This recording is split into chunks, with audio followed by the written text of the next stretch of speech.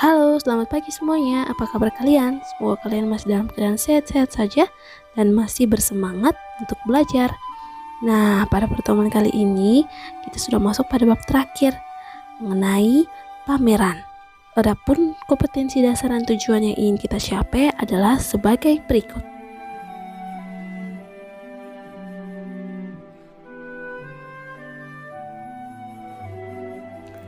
Pasti ada di antara kalian yang pernah melihat pameran ataupun pernah pergi ke sebuah pameran, baik itu pameran lukisan, patung, dan pameran lainnya.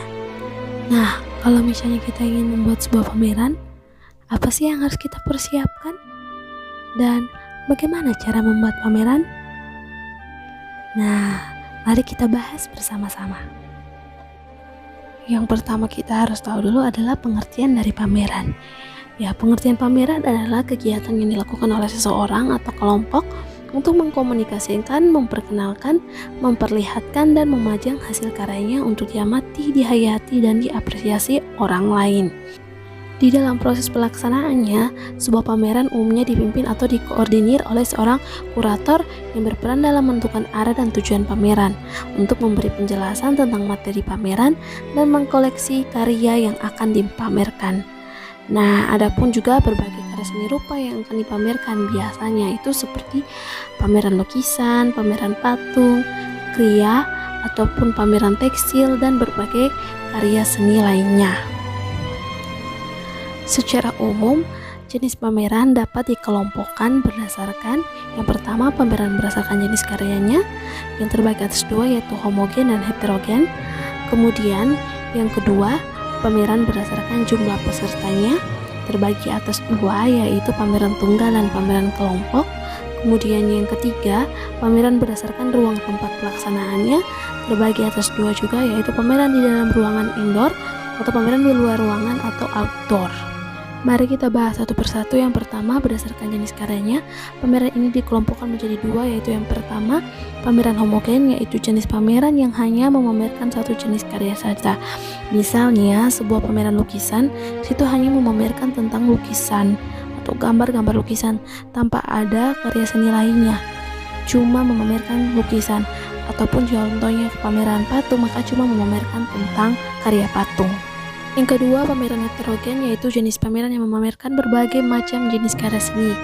Jadi dalam sebuah pameran itu menghasilkan berbagai macam jenis karya seni rupa, baik itu lukisan, patung, kriya, batik, grafis, dan lain-lainnya. Jadi bukan cuma satu jenis karya seni rupa. Yang berikut, berdasarkan jumlah pesertanya, pameran dibagi menjadi dua, yaitu yang pertama, pameran tunggal, yaitu pameran yang dilaksanakan perorangan. Artinya, hanya karya yang dipamerkan karya seni satu orang saja. Jadi contohnya pada sebuah pameran seni lukis, itu cuma memamerkan semua lukisan dari seorang pelukis. Yang kedua, pameran kelompok, yaitu pameran yang diikuti pesertanya lebih dari satu, beberapa atau anggota suatu kelompok. Misalnya kelompok kelas 9 SMP, kemudian kelompok mahasiswa, kelompok kekerabatan, dan kelompok lainnya.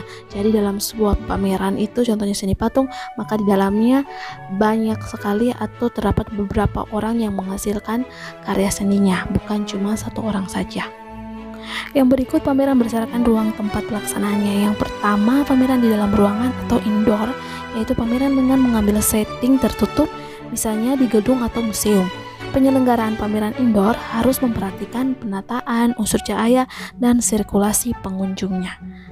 Yang kedua, pameran di luar ruangan atau outdoor, yaitu penyelenggaraan pameran ini biasanya karya-karya yang tahan terhadap suhu ruang terbuka, misalnya patung batu ataupun karya seni lainnya yang dapat bertahan di luar ruangan atau tempat terbuka. Kemudian yang kedua, setelah pengertian, yaitu fungsi pameran, khususnya di sekolah. Nah, fungsi pameran ini sangat penting bagi seorang siswa.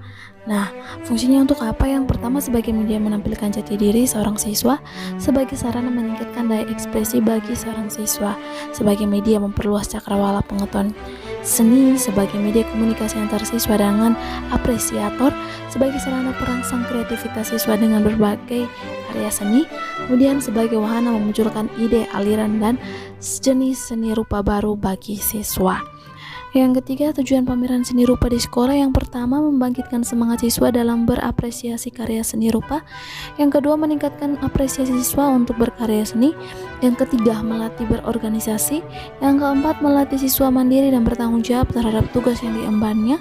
Yang kelima, melatih bekerja sama dalam suatu kelompok. Yang berikut B, perencanaan pameran. Dalam suatu kegiatan pameran tidak hanya bisa dilakukan oleh satu orang, sehingga diperlukan adanya sebuah kelompok kerja, dimulai dari perencanaan, mempersiapkan, mengolah, melaksanakan, serta mengevaluasi pameran. Untuk selanjutnya disebut sebagai organisasi kepanitiaan pameran. Nah, kepanitiaan merupakan salah satu badan atau sekumpulan seorang yang bekerja sama untuk mencapai tujuan tertentu. Dalam sebuah kepanitiaan sangat saling berkaitan dan tidak bisa dipisahkan. Apabila salah satu bagian tidak dapat berfungsi, maka akan mempengaruhi kinerja bagian yang lain. Nah, berdasarkan pernyataan yang tadi, maka kepanitiaan pameran memiliki tugas dan tanggung jawab untuk mewujudkan tujuan kegiatan, yaitu terlaksananya pameran sesuai dengan perencanaan. Nah, secara umum kepanitiaan suatu kegiatan dapat dibagi menjadi dua, yaitu yang pertama panitia pengarah, yaitu panitia yang bertugas memberi arahan, nasihat, dan petunjuk kepada panitia pelaksana dalam menjalankan tugasnya. Yang kedua, panitia pelaksana, yaitu panitia yang bertugas melaksanakan segala sesuatu yang berhubungan dengan teknis pelaksanaan dan tanggung jawab atas kegiatan yang telah direncanakan dari awal hingga akhir, dimulai oleh ketua panitia, sekretaris, bendahara, sampai kepada pelaksanaan kerja atau seksi-seksi masing-masing bidang sesuai yang dibutuhkan. Nah, gambar di samping adalah salah satu contoh struktur organisasi kepanitiaan, mulai dari penanggung jawab sampai dengan pelaksanaan kerja atau seksi-seksi masing-masing bidang sesuai dengan kebutuhan.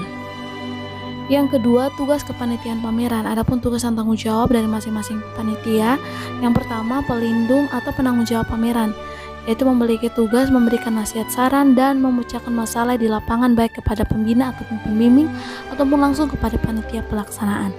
Yang kedua, pembimbing, yaitu dia mempunyai tugas untuk membimbing, memberi masukan dan saran kepada panitia serta bertanggung jawab atas keberhasilannya pameran. Yang ketiga, ketua mempunyai tugas dan tanggung jawab sebagai pengordinasi kerja seluruh panitia kerja termasuk sekretaris dan bendahara, mengetahui dan menandatangani surat-surat dan kesekretariatan, kemudian bertanggung jawab terhadap keberhasilannya pameran. Yang keempat, sekretaris. Tugas dan tanggung jawabnya adalah menyusun dan menyiapkan proposal, menyiapkan surat-surat keluar, mengarsip surat masuk dan surat keluar, menyiapkan surat-surat izin, menangani urusan ke dalam, dan menyiapkan surat-surat untuk panitia dan siswa. Yang kelima, bendahara. Tugas dan tanggung jawabnya adalah mencatat dan menyimpan uang masuk, mengeluarkan uang belanja sesuai prosedur, membuat administrasi keuangan, serta membuat laporan keuangan. Kemudian yang keenam, seksi acara. Tugas dan tanggung jawabnya adalah mengkoordinasi para pendukung acara, menyiapkan susunan acara, dan bertanggung jawab terhadap kelancarannya acara. Yang ketujuh, seksi publikasi. Tugas dan tanggung jawabnya adalah menyediakan surat izin pameran, membuat poster, katalog, spanduk, dan lain-lain, menghubungi pihak-pihak terkait yang perlu diundang, serta menginformasikan kepada masyarakat luas. Yang kedelapan, seksi konsumsi. Tugas dan tanggung jawabnya adalah menyusun daftar menu, menyediakan konsumsi pada saat latihan, pelaksanaan, sampai evaluasi, kemudian menyediakan konsumsi untuk tamu undangan, dan bertanggung jawab terhadap urusan konsumsi. Kemudian yang kesembilan, seksi dokumentasi. Tugas dan tanggung jawabnya adalah mendokumentasi semua kegiatan pameran. Yang ke-10, seksi pendaftaran, yaitu memiliki tugas dan tanggung jawab mendaftar semua para seniman yang akan mengikuti pegelaran seni, pameran, dan juga para pengunjung yang datang pada saat pegelaran pameran. Yang ke-11, seksi dekorasi. Biasanya seksi dekorasi memiliki tugas dan tanggung jawab untuk memperindah atau mengatur ruangan pameran yang akan digunakan. Yang ketiga, menyusun rencana kerja atau proposal pameran seni rupa di sekolah. Rencana kerja adalah rencana kegiatan yang akan dilaksanakan dari awal hingga akhir dalam kegiatan pameran. Rencana kerja diperlukan dan disusun dengan maksud agar semua kegiatan dan langkah kerja panitia terprogram dengan baik, sehingga tidak ada sesuatu hal yang diterlewatkan. Rencana kerja ini tertuang dalam sebuah rumusan yang disebut dengan proposal. Proposal ini disusun oleh ketua pelaksana, wakil ketua, sekretaris, dan juga oleh bendahara pameran yang disusun berdasarkan pertimbangan, arahan, ataupun petunjuk oleh pembina. Ada 3 pengertian proposal. Anak-anak bisa membacanya pada layar atau buku cetak kalian. Yang keempat, menyusun jadwal pameran. Jadwal kerja adalah urutan kegiatan yang berhubungan dengan waktu pelaksanaan dari suatu rencana kegiatan. Jadwal kegiatan dibuat setelah rencana kerja dari setiap seksi terkumpul. Nah, jadwal kerja tersebut disusun oleh sekretaris yang mengacu pada konsep ketua panitia dan hendaknya ditulis dan dipasang di ruang panitia agar mudah diketahui, dipahami, dan dilaksanakan oleh seluruh panitia sesuai dengan tugasnya masing-masing. Perencanaan yang baik harus mencakup tentang yang pertama, materi pameran, yang kedua, kelengkapan pameran, yang ketiga, tempat penyelenggaraan pameran, yang keempat, publikasi, yang kelima, waktu penyelenggaraan pameran, yang keenam, dekorasi, yang ketujuh, anggaran kegiatan, dan yang kedelapan, kepanitiaan. Baik anak-anak, materi kita cukup sampai di sini dulu. Kita akan sambung lagi pada minggu depan dengan materi tentang tahapan penyelenggaraan pameran seni rupa dan evaluasi pameran. Oke, sampai ketemu minggu depan. Tetap semangat, tetap jaga kesehatan, dan jangan lupa 3M, mencuci tangan, menjaga jarak, dan menggunakan masker. Dadah!